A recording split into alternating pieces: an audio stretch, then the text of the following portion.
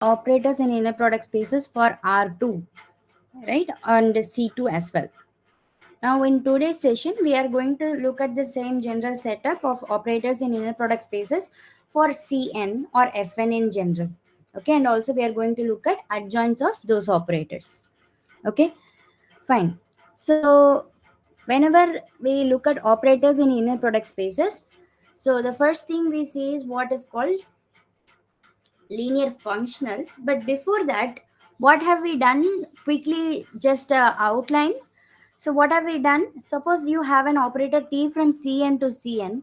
What is that we are mainly looking for? Is there a diagonal representation, right? So if you represent the operator using a matrix, can we represent it in a diagonal matrix? That is what we are looking for, right? So in the case where there is no inner product, you know that we have an upper triangular representation where the eigenvalues are on the diagonal, right? And also we see that the matrix is diagonalizable if and only if we have a basis consisting of eigenvectors, right? And whenever we have an inner product, then we know that we can find an orthonormal basis with respect to which we can have an upper triangular matrix, right?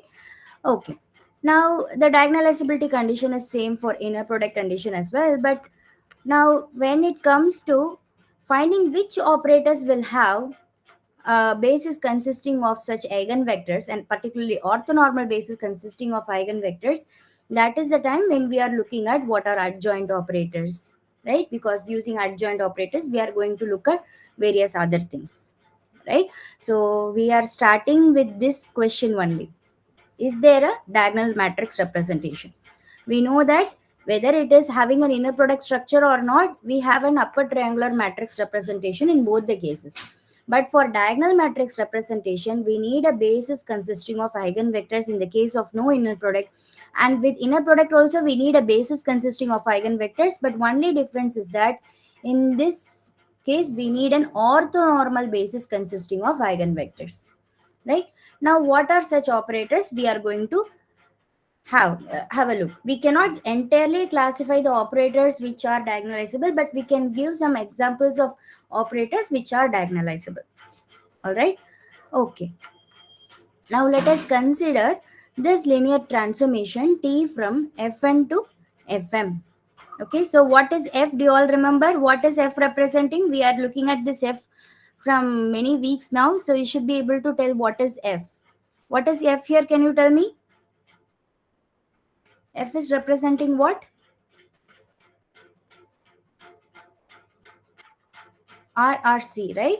So F is representing a scalar field, and that scalar field can be either R or C, right? Real or complex field. Okay. Now let V belongs to Fm be fixed. We are considering a vector in this Fm to be fixed. Now we are going to define a map on Fn, okay, to F using this V. How are we going to do that? GV of U is equal to inner product of T of U comma V.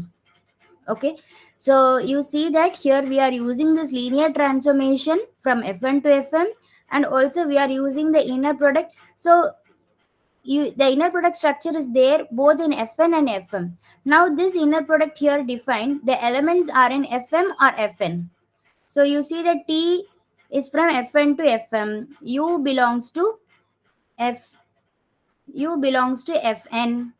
So if U belongs to Fn, Tu belongs to, where does your Tu belong to? Tu belong to Fm, right? Your Tu belong to Fm. So you see that your Tu and V are elements in Fm. So this inner product is the inner product in Fm. Okay, so we are defining this GV using the transformation and the inner product in Fm. Okay, so now this map you see from Fn to F, is this linear? Is this linear? How do we check linearity of this map?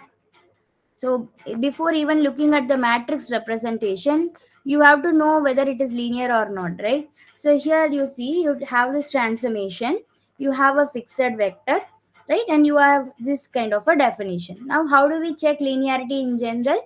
You take scalar AB and you take two vectors u1, u2, right? GV of a u1 plus b u2 is equal to, see here these two operations are combined. What are the two things we usually check for linearity? One is addition, right? T of u1 plus u2 is equal to T of u1 plus T of u2. This is first condition.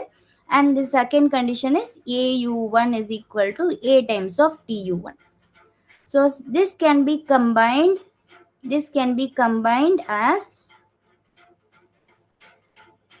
T of AU1 plus BU2 is equal to ATU1 plus BTU2. Okay, so that is what we are proving here. We are considering AU1 plus BU2. Now this AU1 plus BU2 comes here. You know that T is linear. So here, because T is linear, we are using T is linear. T is linear. That is why this splitting is done here, right? And the next step, you see that the scalar comes out from the first term. This is because of the linearity property of the inner product in the first argument, right? So inner product is linear in the first argument, right? This is the definition we have seen, if you remember, in the first argument. So using that, we are taking out the A and B, and also we are splitting the inner product like this. So now you see that what is this part? So this part you see here, this is nothing but GV of A times GV of U1, and this is B times of GV U2. So you see that this is linear. Okay, so GV is linear. Is that part clear to everyone? How GV is linear? Yeah? Okay, fine. So next we will look at the matrix representation. Okay, so now what is the matrix representation in general for any transformation? So you will have a basis, and using that basis you consider a matrix whose columns are T1, T2, etc. Right? So let us say you are having some transformation from Fn to Fm, right? And then you have some basis E1, E2, En for, this is a basis for Fn. Then how is the matrix constructed? You consider the first column as T1, second column is T2, the coordinates of T1, T2 actually, right? The coordinates of T1, T2 in terms of the basis of Fm, right? So this is how we construct the matrix for M of T, right? So here you put the coordinates of T1 in terms of the basis of Fm, right? So the same thing is what we are going to do here. So let us consider an orthonormal basis. Since we are in an inner product structure, we are considering an orthonormal basis for Fn, right? Now you know that using inner product, whenever you have an orthonormal basis, the coefficients are exactly given by this term. This we have already seen, right? So what are the coefficients? Coefficients are exactly inner product u even, etc., u en. So u, first of all, I am writing like this. Okay, linear combination of e1, e2, en with coefficients like this, right? So what is the coordinate vector? So I'm writing each of the coordinate as a vector. So u is represented as a coordinate vector for this basis. Okay, similarly, if you take any vector in Fm, so this is for a vector u in Fn. This is for a vector u in Fn.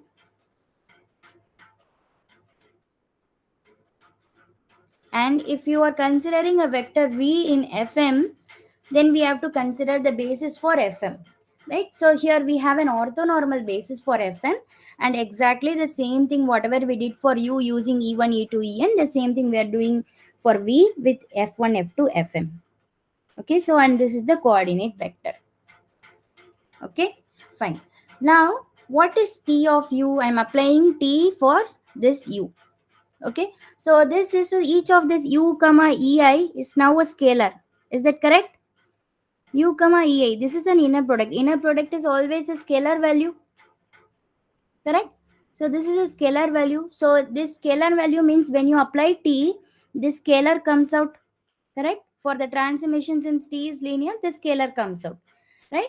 So the scalar comes out of t in each term, and then you have this. Okay. Now what is happening here? Now you have te1, te2, ten. Now where are these t's lying? So where do this tei belong to? Can you tell me? Ti belong to which space? Someone should answer. Where does TEI belong to for any I 1 less equal to I less equal to M?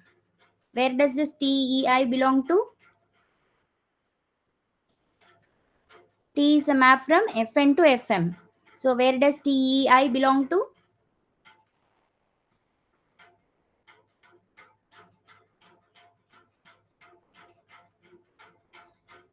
Without response, I will not continue the session. Fm? Yes.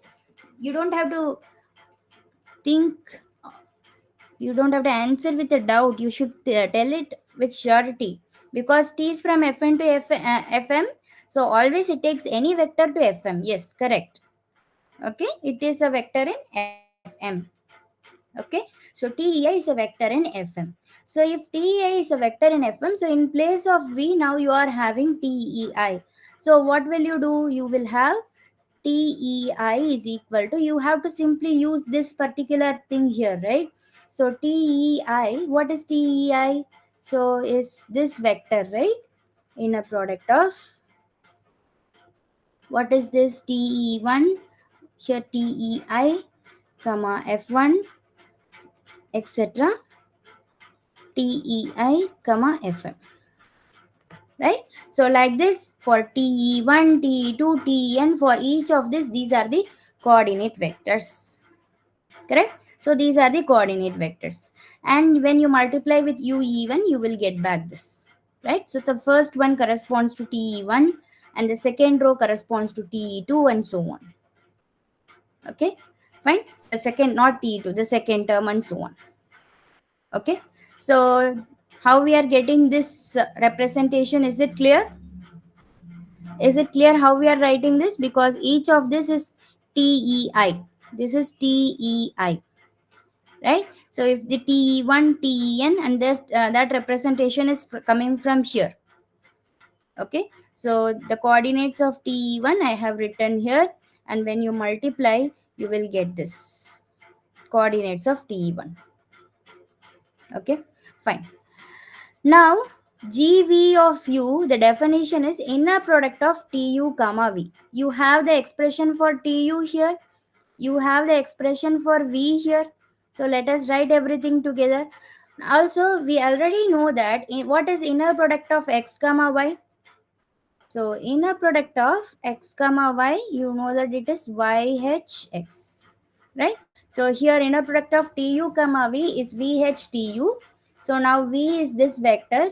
So I'm having a conjugate, since vh means conjugate, right? You have to take transpose and conjugate. So transpose and conjugate, and then the remaining part is tu. Okay, so the remaining part is tu. So GV of U is VHTU, which is in terms of this three matrix. So 1 cross M cross N, and N cross 1. What is the resulting size of the matrix? What is the resulting size of the matrix?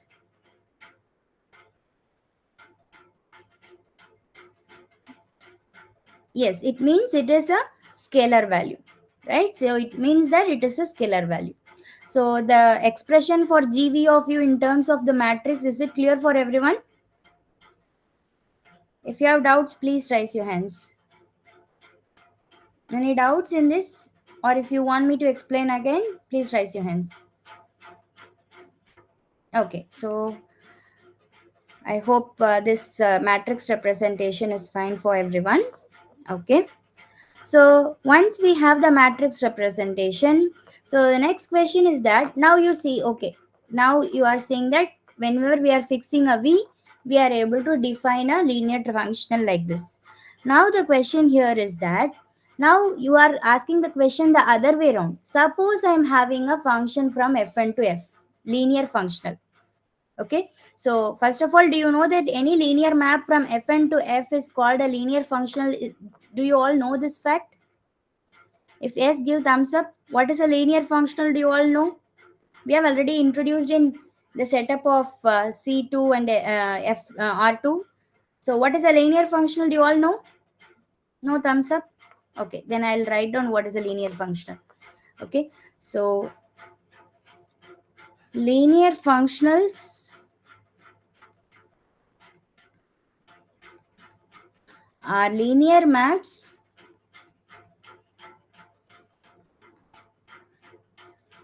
from Fn to F. Okay, so the codomain is always scalar valued.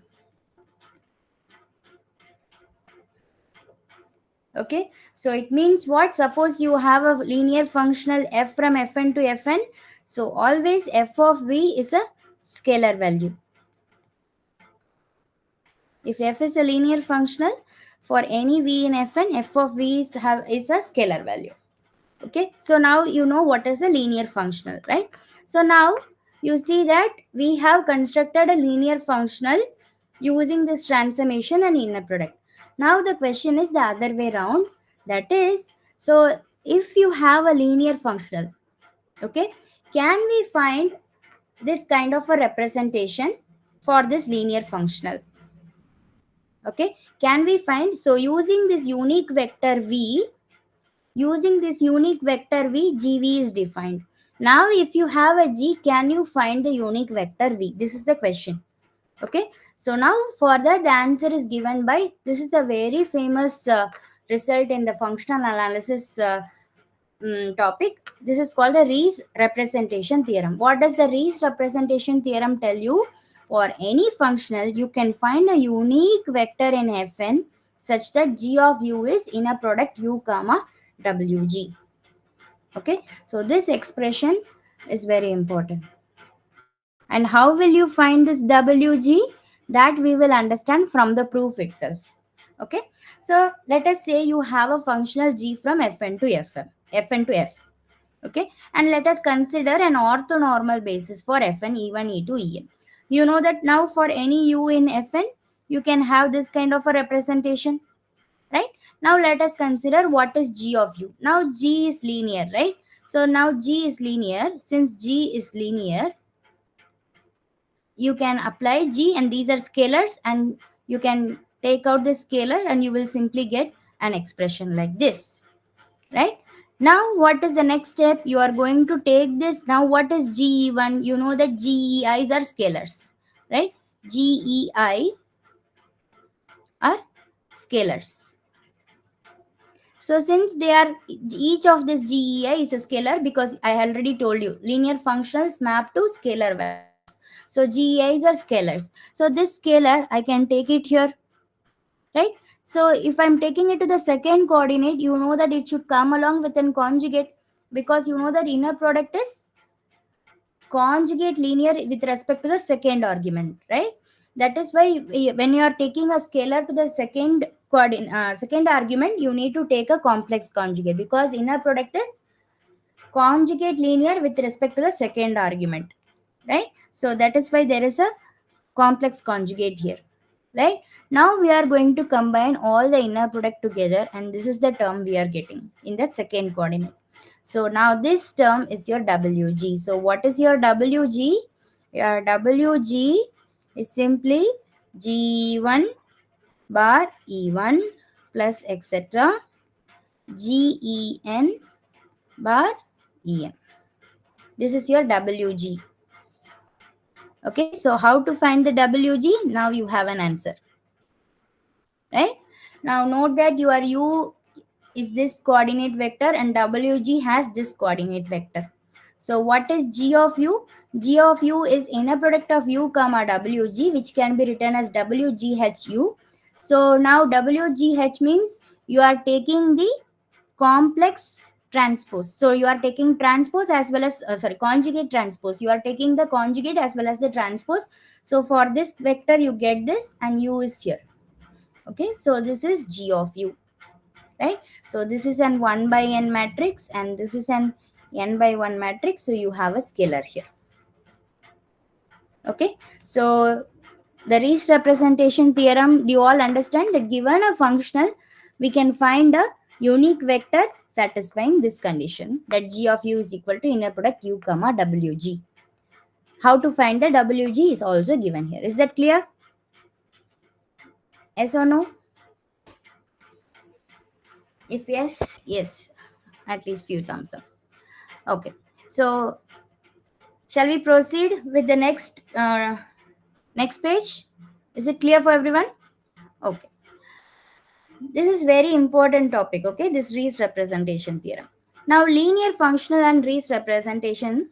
So now, okay. So what is one thing you need to notice is that now where does this U belong to? Where does this U belong to? U is an element of Fn. And Wg, you see, Wg is an element of which vector? Wg is again an element of Fn. So now this inner product U comma Wg is a inner product in which space? These two are vectors in Fn. So this is also an inner product in Fn. Okay. But what is that we have seen earlier? This is an inner product in Fm because we saw that Tu is a vector. Tu is a vector from Fm and V is also a vector from Fm. So this is an inner product in Fm and this is an inner product in Fn.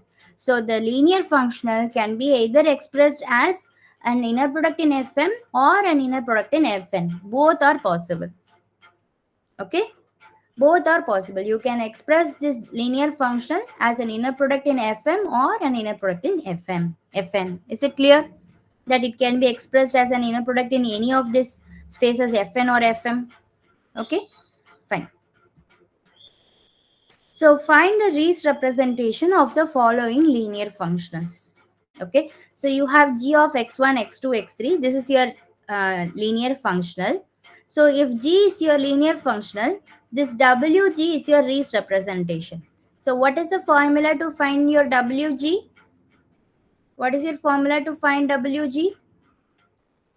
So WG is in GE1 bar E1 plus etc. GEN bar, sorry, GEN bar EN, right? So in this case, your G is from which space to which space? For the first question, G is a linear functional. What is the domain? Can you tell me? How many coordinates are here? What is the domain? F4, right? Okay. So G is from F4 to F, right? So it means what? Your WG is equal to GE1 bar E1, GE2 bar E2 plus GE3 bar E3 plus GE4 bar E4.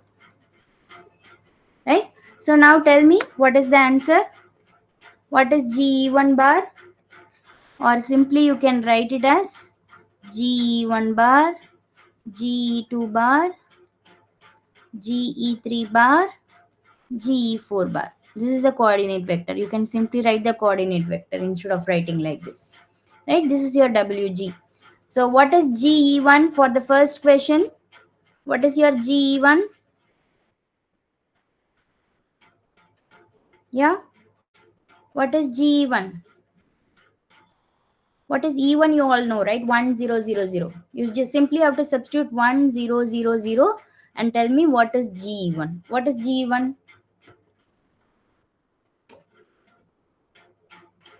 1. Yeah? What is GE1? X1? No? 1, ma'am, 1. Yeah.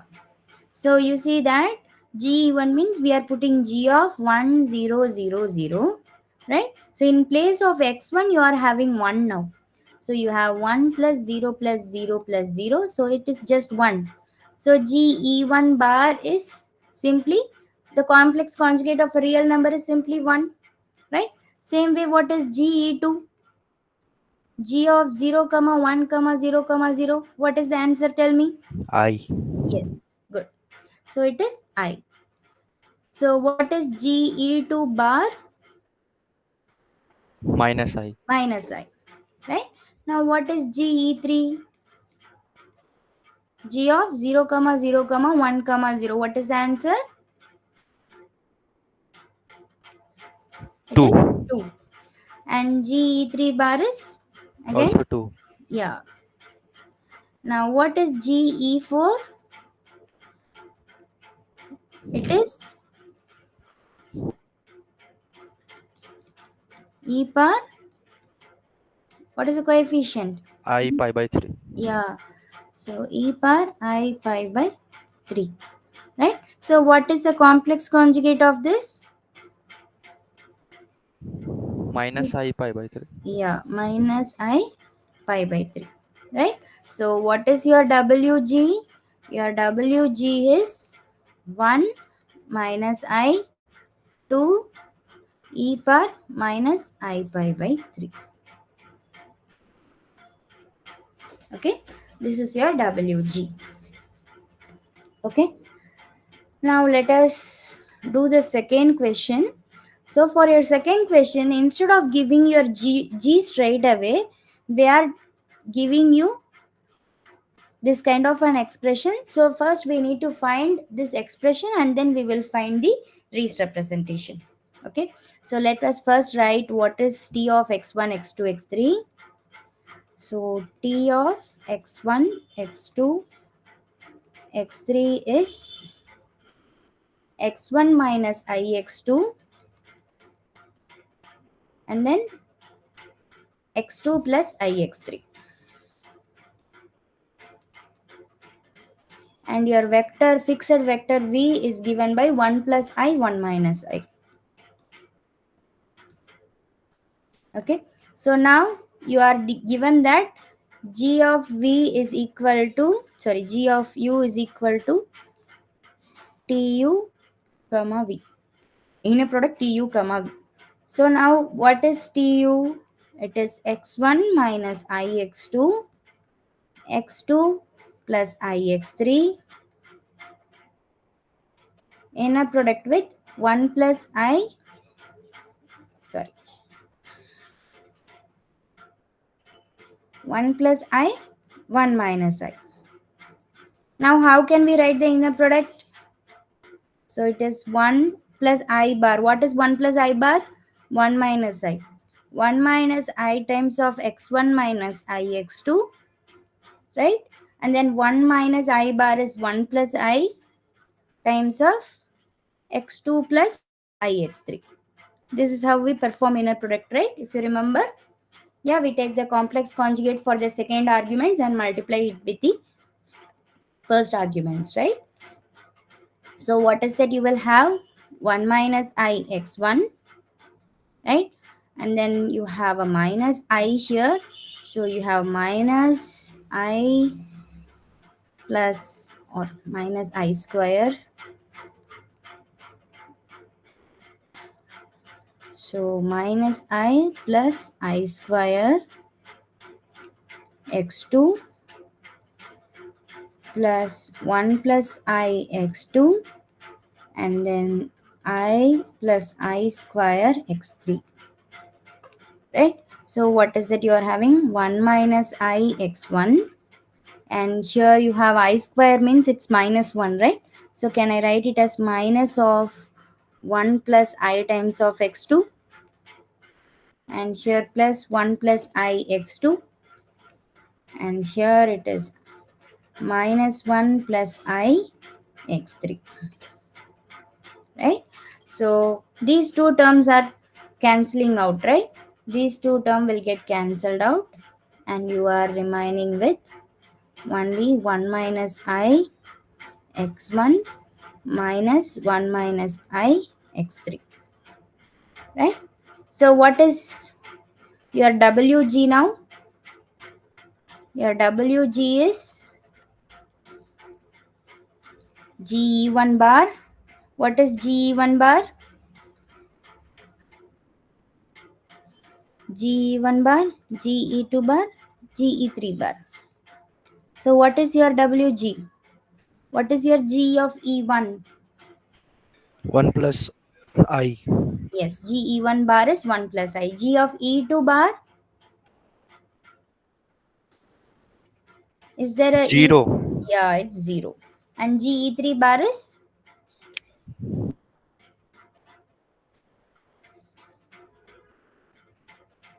Minus 1 plus I. Here you already have minus 1 plus I. So when taking the complex conjugate, minus 1 minus I. Correct?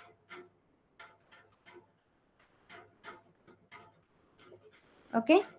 So this is your GE3 bar. And you have got your WG for second one. Okay. So how we got WG here? Is it clear for everyone? Yeah. Okay. Fine. Now the third one is very simple. Can you straight away tell what is your WG here? What is your GE1? 1. So GE1 bar is also 1. GE2, 2. that so the conjugate is also the same. GE3, 3. the conjugate is also same. GE4, 4. 4. So the conjugate is also the same. So your WG in this case is given by 1, 2, 3, 4. Clear?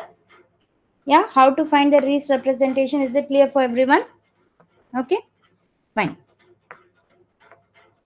Okay, so the next topic is that what are adjoints. So as soon as you understand what are functionals, the next thing is that we have to look at what are adjoints because they are very closely related topics.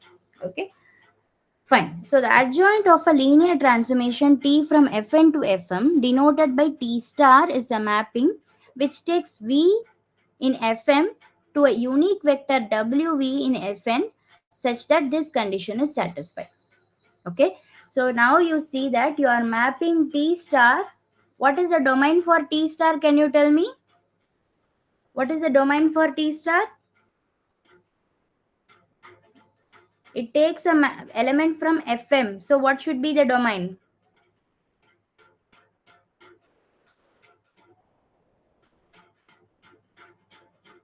And it takes and it maps to what is the codomain?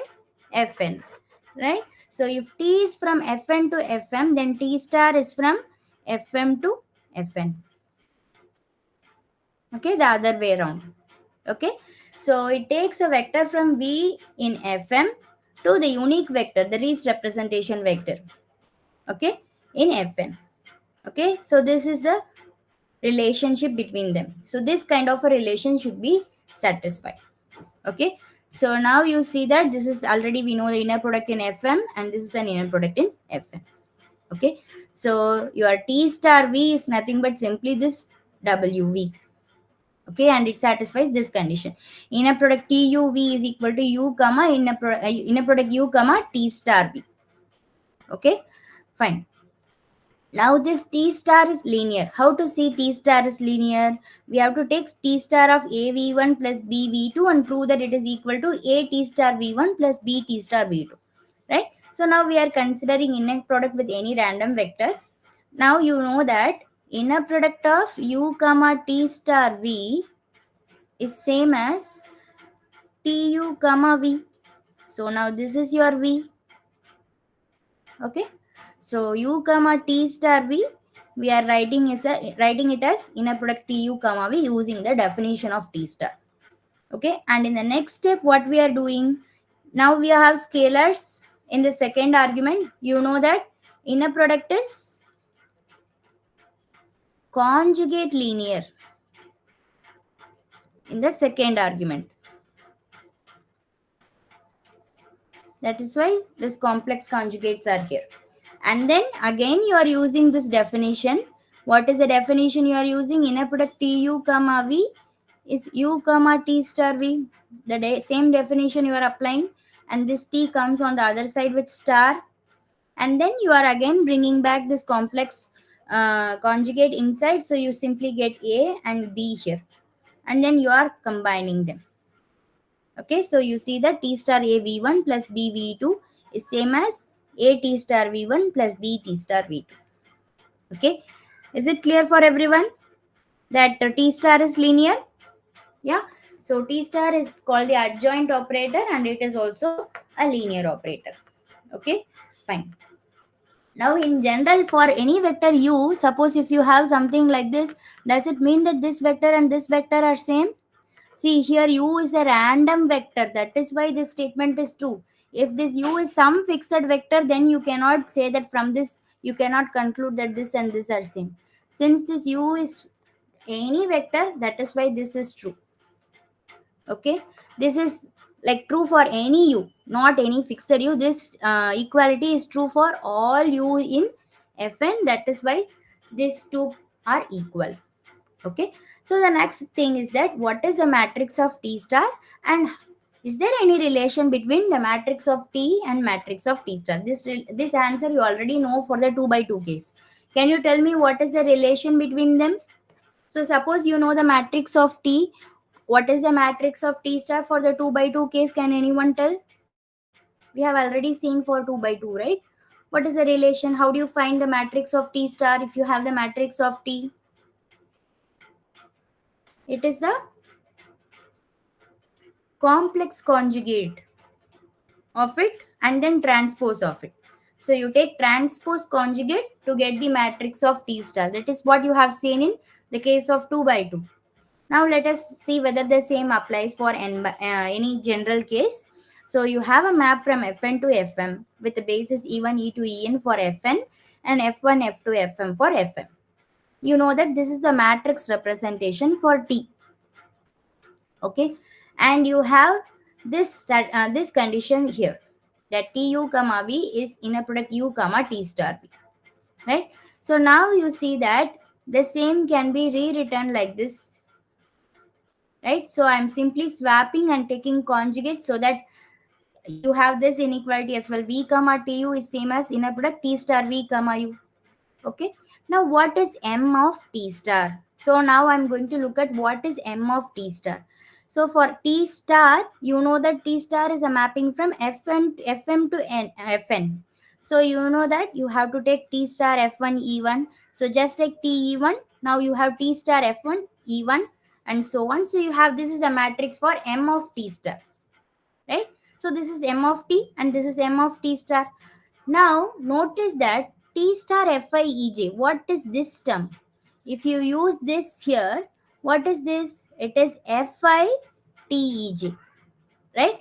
This is Fij and this is same as Tej Fi conjugate, right? So here inner product u comma v is same as inner product v comma u bar.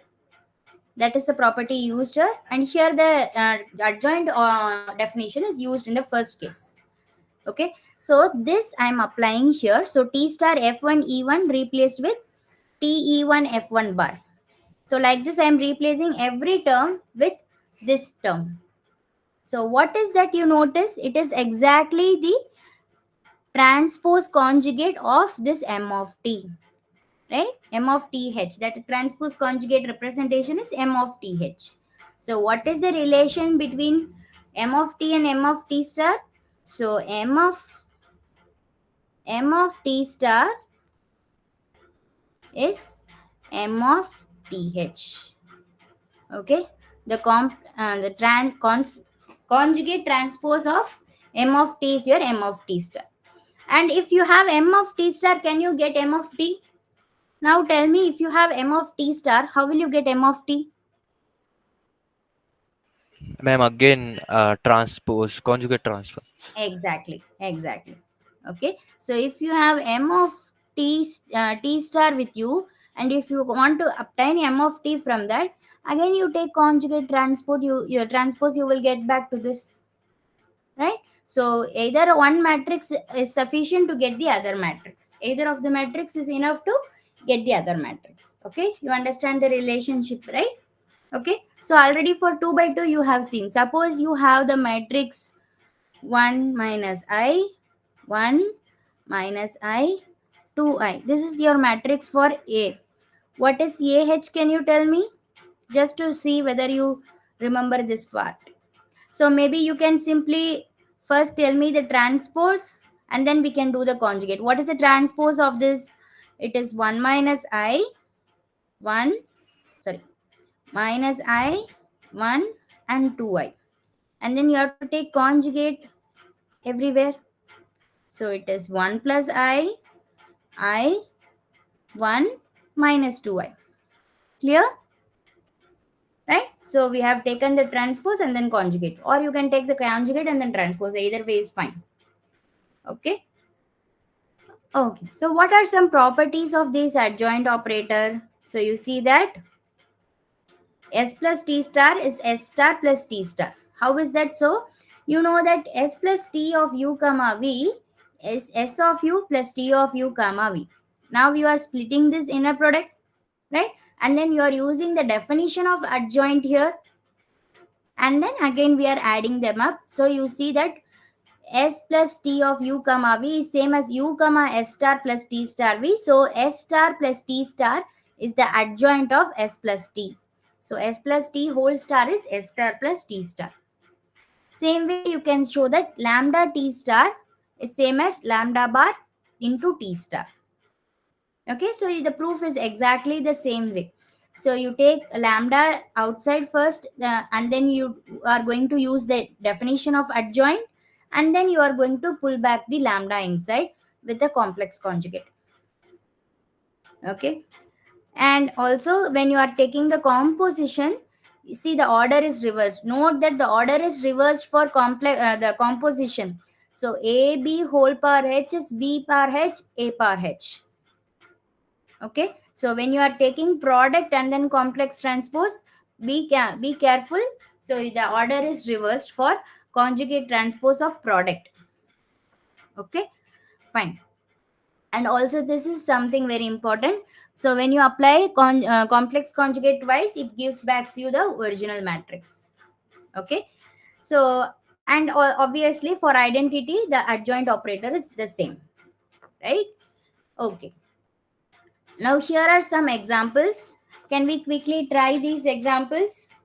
Okay, so quickly do AB and tell me A. First part, find AB and tell me what is the size of AB. First of all, the size of A is 2 by 3. The size of B is 3 by 2. So Two AB cross is two. a 2 cross 2 matrix. So find AB.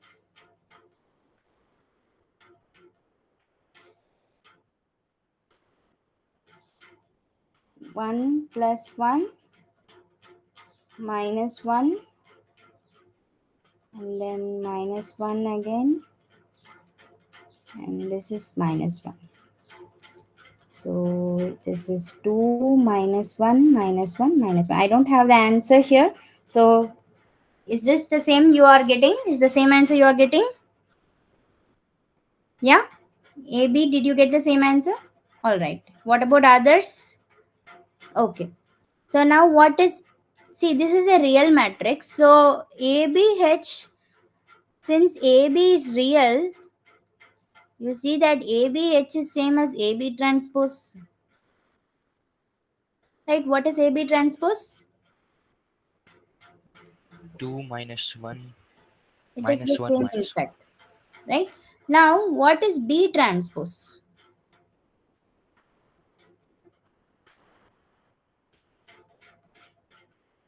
1 minus 1, 0, 1, minus 1, 0. And what is A transpose? 1, 0, minus 1, 0, minus 1, 1. Now, can you compute B transpose A transpose? What is B transpose A transpose? In fact, this is actually BH here,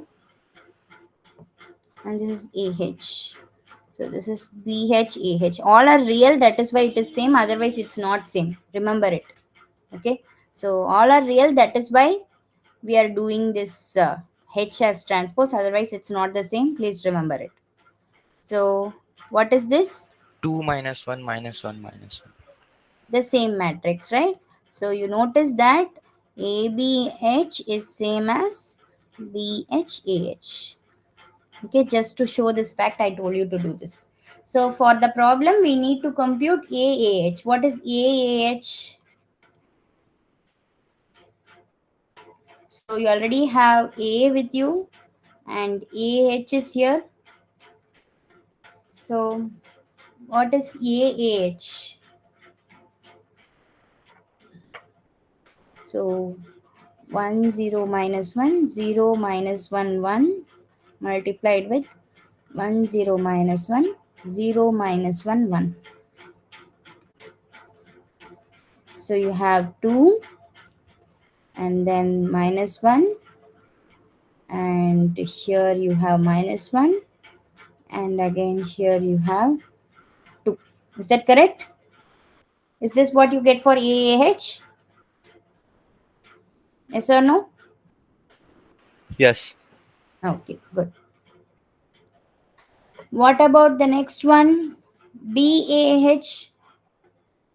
So BAH, do you have to find BA, or is there any other alternate way? What is the alternate way to find BA whole H?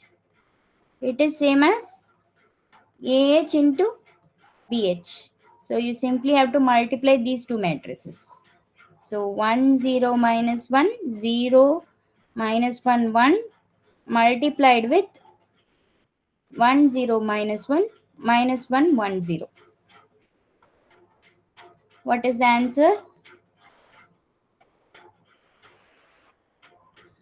So 1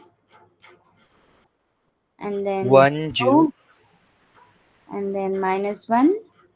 Then you have 1 minus 1, again 0, and then minus 2, and then 1, and then 1. Is that correct? Yes or no? Yeah? BAH, is it Yes. fine? Okay, good. Good. So we have completed the first part. Now for the second part, everyone compute what is C square. Compute what is C square.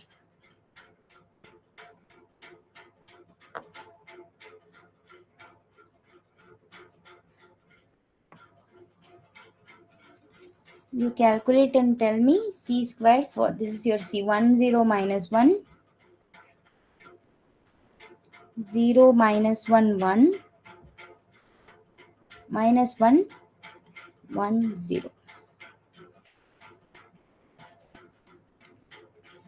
Does this matrix remind you something?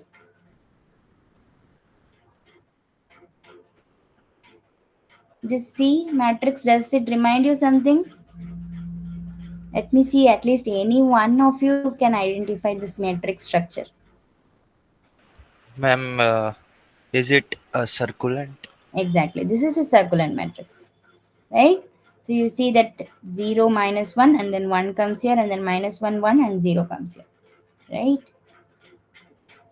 Good.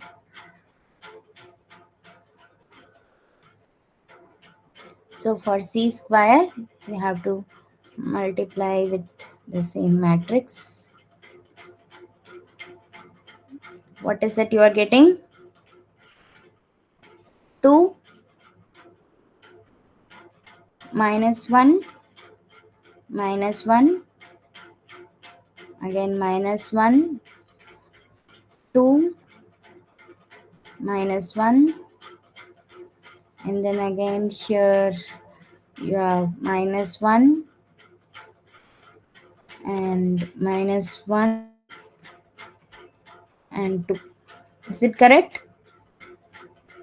Is it correct, the C square matrix? Yes or no? Yes. Okay, good. So next you need to find 2c and then 3i. So we will simply do it straight away. C squared minus 2c plus 3i. So you already have c squared, which is 2 minus 1 minus 1 minus 1 2 minus 1 minus 1 minus 1 2, and then you have minus 2 times of c. So minus 2 0 2 0 2 minus 2 2 minus 2 0, and then plus 3 times of identity. So 3 0 0 0 3 0 0 0 3. Okay, so what is your matrix now? The final matrix. So the first entry is 3, second entry minus 1, third entry is 1, and then here you have minus 1, 7, and then minus 3, then you have 1, minus 3, 5. Is that correct? Yeah? Is it correct? C square minus Yes, ma'am. 2c? Good. So now what is c square minus 2c plus 3i whole power h? It is simply the transpose of this matrix. Right? In fact, it is actually the same, right? This is a symmetric matrix. Do you notice that this is symmetric? This is symmetric. So the transpose is exactly the same. It is the same. Right? Okay. So what is the next part? So the next part I don't think I have to do. These are just some very simple matrix computations. So c minus 3i into c minus 4i. But just tell me one thing. So either you can do it as it is given. Otherwise here you have c minus 3i into c minus 4i h. So now what is c minus 4i h? Can we write it as ch minus 4 IH,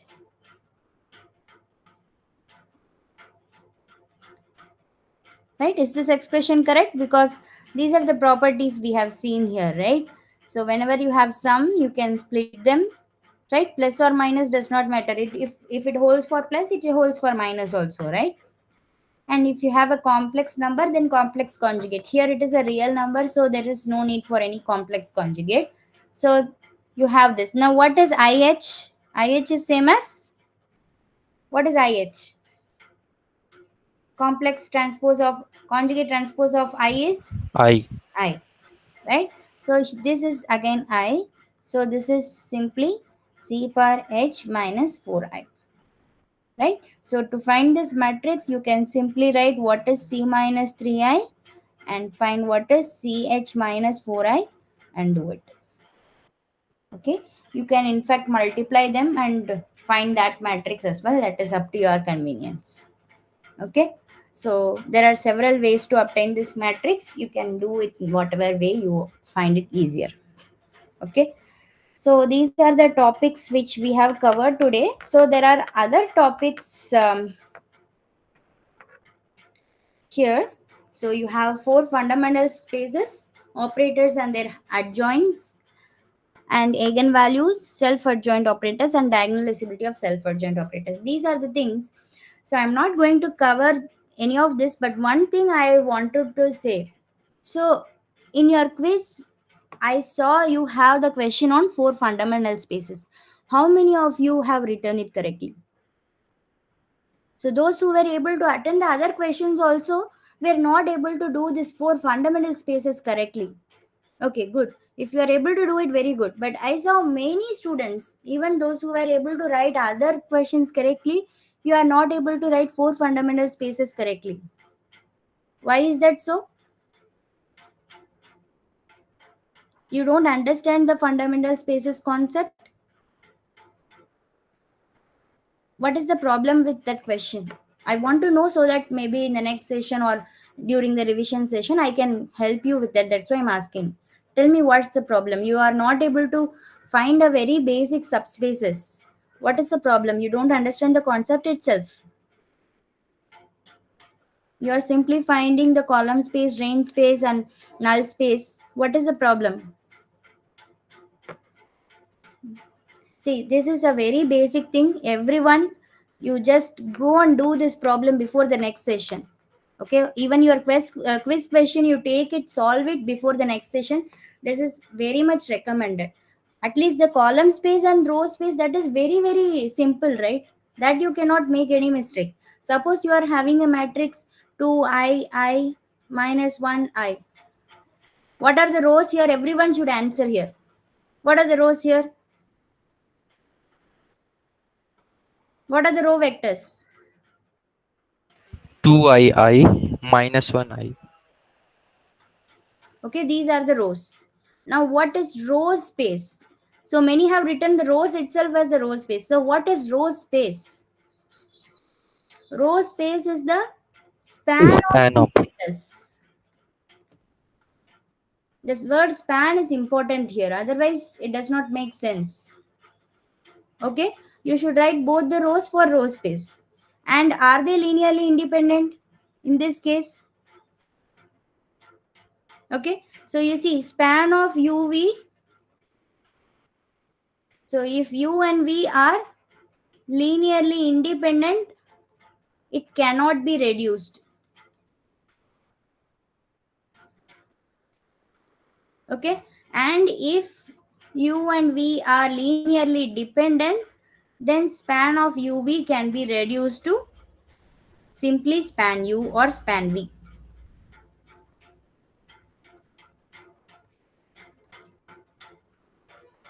Okay, in this case, are they linearly independent or not? Can you write one Yes. as a multiple of the other? We cannot write one as a multiple of the other, so they are linearly independent. Okay, so same way you have to do for column space as well. So column space means, again, you simply have to take both the columns. Okay, so you have to take the span of 2i minus 1 I comma I, that's all, right? So this is the column space and this is the row space. I don't know why you cannot answer this, and same way you can find the null space also. I don't want to do everything here, so make it as an exercise to do the quiz one problem for 4 fundamental spaces before your next session. Please everyone do it. Okay, and if you have doubts, you should ask it so that you will have a better understanding of the new topic at least. Okay, because it is completely the same as what you have done earlier. If you don't understand that, then you are going to fail here also. Okay, fine then. So we'll meet in the next session. See you all. Ma'am, Yes. could you take an example of triangularization of a matrix? I had a doubt on that. Okay, so I have one thing to do. I have to upload your. I have forgotten to. I wrote the solution of this circulant matrix, but I forgot to upload. So maybe let me do one thing. I will write an example along with that, and I will upload both of them together. Is that fine? Yes, Okay. fine. Okay. Okay then. Thank you, everyone. Thank you, ma'am.